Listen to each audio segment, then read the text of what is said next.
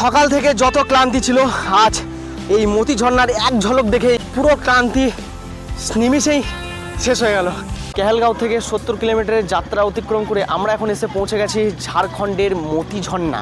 আমার পাশেই দেখতে পাচ্ছ মেন গেট এটা। তো এই গেটে এন্ট্রি করে যেতে হবে, কিছুটা জাস্ট হাঁটতে হবে। আর এখানে রয়েছে টিকিট কাউন্টার। তো টিকিট কাউন্টারের জন্য আপনাকে পার হেড 10 টাকার বিনিময়ে এখানে এন্ট্রি করতে হবে, এবং বাইক যদি থাকে বাইকের জন্য চার্জ আছে 10 টাকা করে। এই মতি ঝর্ণা আপনারা যে কোনোভাবেই আসতে পারবেন, ট্রেন এবং বাস এবং পার্সোনাল গাড়ি করেও আসতে পারবেন, বাইকে করেও আসতে পারবেন। আমরা এসেছি বাইকে করে। তো সব কিছু সুবিধার কিন্তু এখানে রয়েছে। চলুন ভিতরে যাই আর প্রত্যেকটা জিনিস আপনাদেরকে ঘুরিয়ে দেখায়।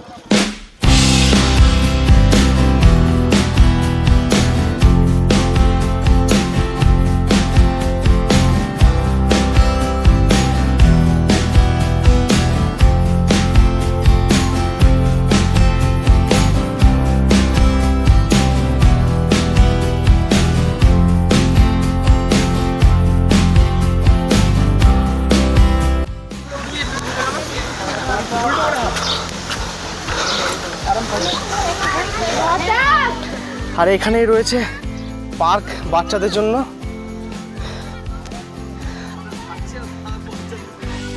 আর সত্যি অবস্থা খারাপ হয়ে গেল, যেহেতু কাল থেকে কোনো রেস্ট নেই। বাড়ি থেকে বেরিয়েছি সেই 9টার সময়, এখনও কিন্তু কনস্ট্যান্টলি চলছে, ঘুম নেই। সকাল থেকে যত ক্লান্তি ছিল আজ এই মতি ঝর্ণার এক ঝলক দেখেই কিন্তু সেই ঝর্ণার পুরো ক্লান্তি নিমিষেই শেষ হয়ে গেল। এতটাই যদি এখান থেকে লাগে তো বুঝতে পারছেন ওই জায়গাটা গেলে পরে কত সুন্দর লাগবে। তো ফাইনালি আমি এখন এই মুহূর্তে রয়েছি মতি ঝর্ণা, ঝাড়খণ্ডের সবথেকে বড় পপুলার জায়গা মতি ঝর্ণা। এবং মতি ঝর্ণা বর্ষার দিনে কিন্তু খুব ভালোই পড়ে এই মতি ঝর্ণা। আপনারাও আসতে পারেন, উপভোগ করতে পারেন। রয়েছে শিবের মন্দির রয়েছে এখানে। শিবগাতিতে যেমন শিবের গুহার নিচে শিবলিঙ্গ রয়েছে, সেম কিন্তু এখানেও রয়েছে। আর জলটা অত পরিষ্কার নয়, একটু নোংরা লাগছে। তো যেহেতু জলটা ওখানে ফ্রেশ পড়ছে, বাট নিচে যখন আসছে তখন কিন্তু নোংরা হয়ে হয়ে চলে আসছে জলটা। তো বর্ষা যত জল বাড়বে তত কিন্তু ফ্রেশ হয়ে যায়। দেখতে পাচ্ছেন এখন বর্ষার টাইম, তাও ভালোই পড়ছে ঝর্ণা। তো তুলনামূলক কম পড়ছে, শীতকালে এলে কিন্তু আপনারা সেরকমভাবে দেখতে পাবেন না, বাট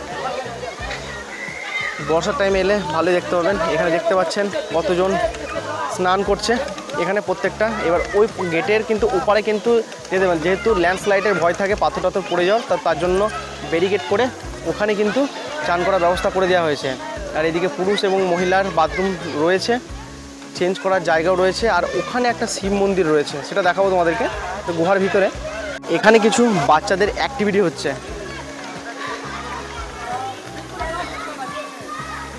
চাইলে আপনারা করাতে পারেন আপনাদের বাচ্চাগুলোকে নিয়ে। আর দৃশ্যটা কিন্তু খুব সুন্দর দৃশ্য, চারিদিকে সবুজ ঘেরা, তার মাঝখানে রয়েছে এরকম মতি ঝর্ণা। আর বর্ষার টাইম এলে পরে কিন্তু চারিদিকে সবুজ আর সবুজ দেখা যায়। প্রচুর কলা গাছ রয়েছে দেখতে পাচ্ছি, ওখান থেকে ভিউটা একটু ভালো দেখা যায়। আর নিচে যাওয়ার একটা পার্ক এবং বসে থাকার জায়গা রয়েছে। চলো ভিতর দিকে যাই, দেখা যাক।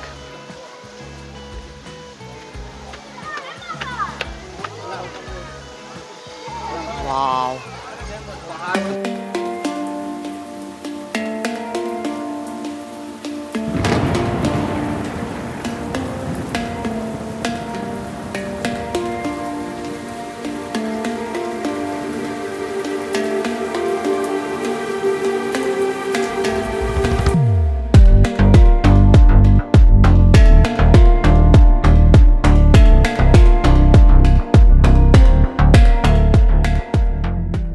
ফাইনালি আমরা একটা শিবের মন্দির রয়েছে এই মতি ঝর্ণার এখানে। তো সেম শিবগাদির মতোই কিন্তু এখানে। হর হর মহাদেব।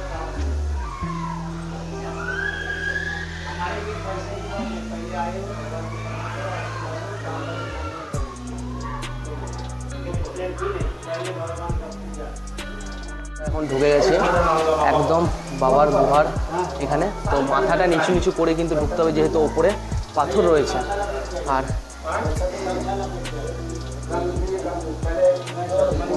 এ হচ্ছে বাবার মন্দির। হর হর মহাদেব, हर हर महादेव। हमारी परेशानी तो नहीं है, आपकी परेशानी थोड़ी दिन में बाद में बढ़ जाएगी, इसीलिए सावधान रहिए। साधारण बात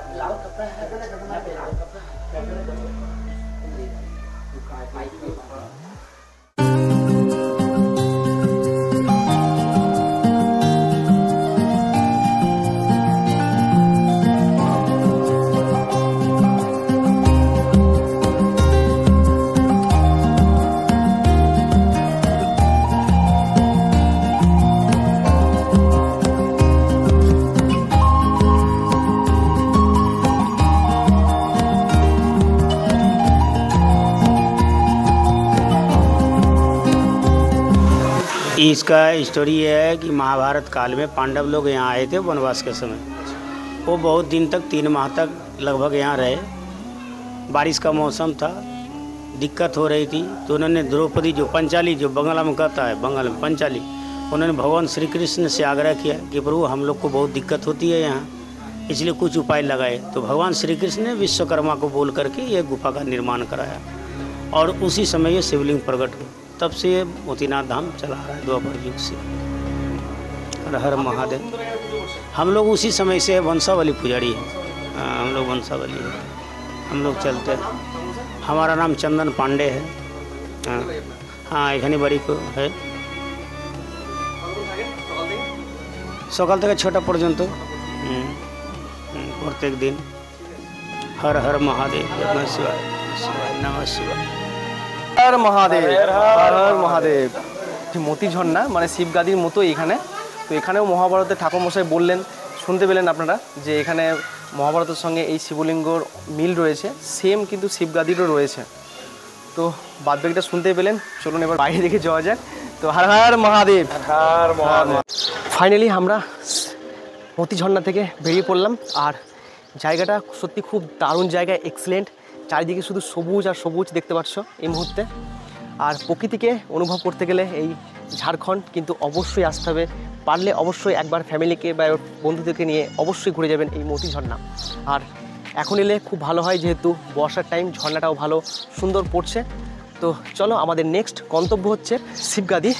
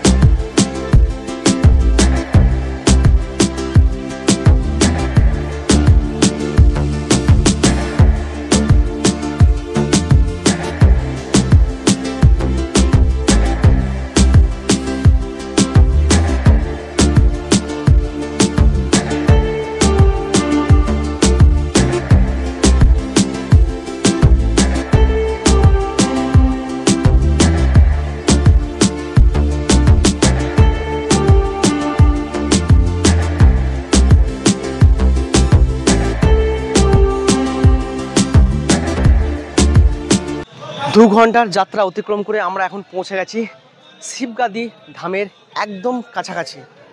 তো একটু সামনে গিয়ে আমরা বাবার মেন গেটের দর্শন পাবো।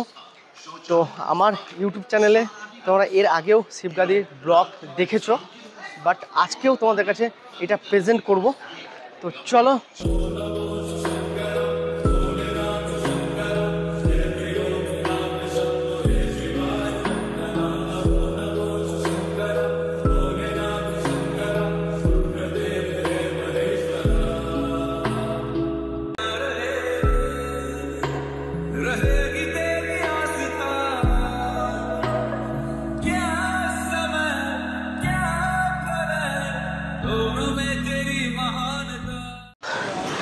100টা সিঁড়ি ক্রস করেছি।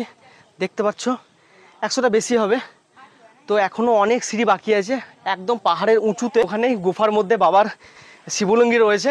তো শিবলিঙ্গ কেন এখানে স্থাপিত হয়েছে বা কেন তার ফুল আমি বলেছি, তো আরেকবার তোমাদেরকে বলে দিই। এ হচ্ছে পাহাড়, পাহাড়ের ওপর থেকেই অনবরত নিচে জল নেমে আসছে। আর এখানেই হনুমানজির মূর্তি রয়েছে।